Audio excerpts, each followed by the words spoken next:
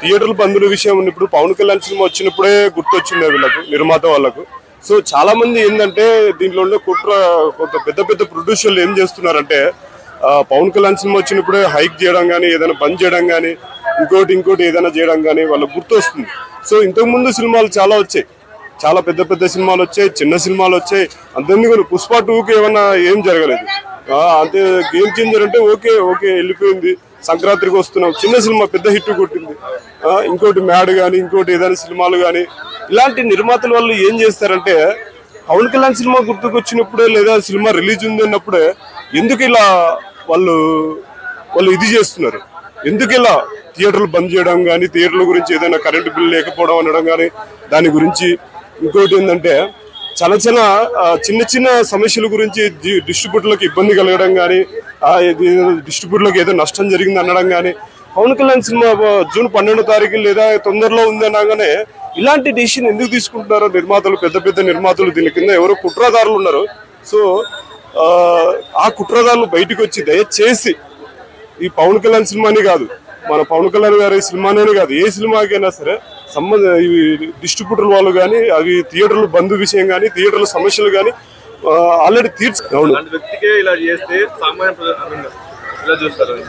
అవునండి. ఏదైనా చిన్న సమస్యలు జరిగినా కూడా, సినిమా వాళ్ళకి సంబంధించి ఏదైనా జరిగినా డైరెక్ట్ పవన్ కళ్యాణ్ గారికే వెళ్ళి వాళ్ళ దగ్గర ఉన్నట్టు సమస్యలు చెప్పుకొని, థియేటర్ల విషయం కానీ, సినిమా విషయం కానీ, ఇంకొకటి ఏదైనా కానీ వాళ్ళ సమస్యలు చెప్పుకొని తీర్చే వ్యక్తి ఎవరన్నా ఉన్నారంటే ఒక పవన్ కళ్యాణ్ గారు.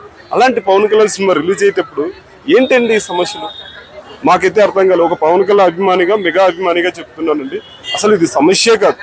సో జూన్ 1 నుంచి సినిమా థియేటర్ బంద్ అనడం ఏంటండి, అసలు అది పద్ధతే కాదని.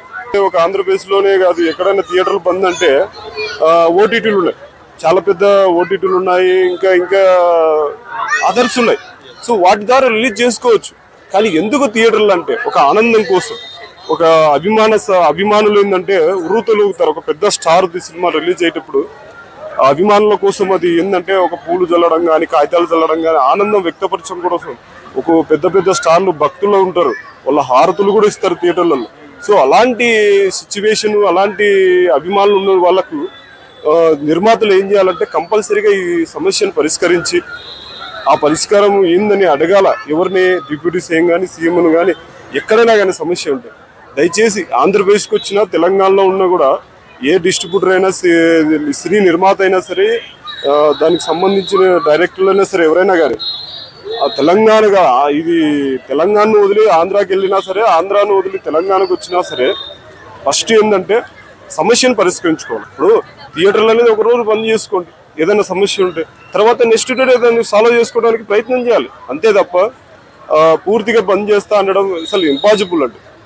ఒకవేళ బంద్ చేశారనుకోండి, అసలు సినిమా అనేది ఇంకా ఒక పవన్ కళ్యాణ్ గారి సినిమా గురించేనే కాదు, ఏ సినిమా అయినా సరే, ఎవరు హీరో అయినా సరే అసలు ఉండరండి. హీరోలు ఉండరు, తర్వాత యాక్టర్లు ఉండరు, తర్వాత ప్రొడ్యూసర్లు ఉండరు, డైరెక్టర్లు ఉండరు, ఎవరు ఉండరు, సినీ రంగంలో ఎవరు ఉండరు. ఎందుకంటే ఓటీటీకి వెళ్ళిపోయింది అనుకోండి, సినిమాని చాలా చీప్గా చూసేస్తారు.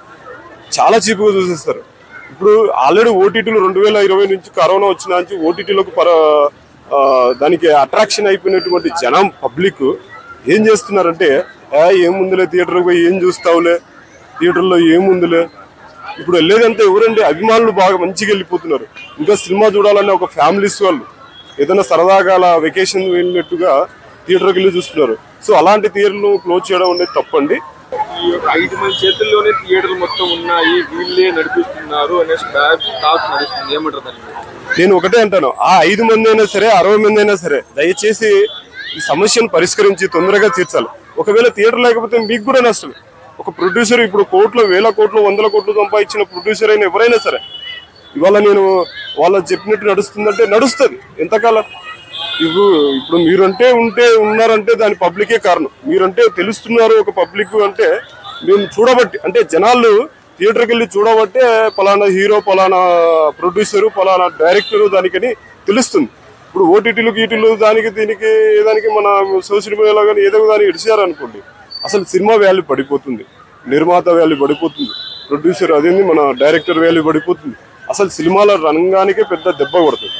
సో నేను డైరెక్ట్గా ఒకటే మాట అంటున్నాను, దీని వెనకాల ఎంత పెద్ద నిర్మాతలు ఉన్నా దయచేసి ఆ నిర్మాతలు ఈ సమస్యను పరిష్కరించుకొని థియేటర్లు బంద్ అనేది పక్కన పెట్టేసి థియేటర్లు నడిపించి ప్రేక్షక లోకాన్ని ఉరుతులోకించాలని నా మనవి. జై హింద్.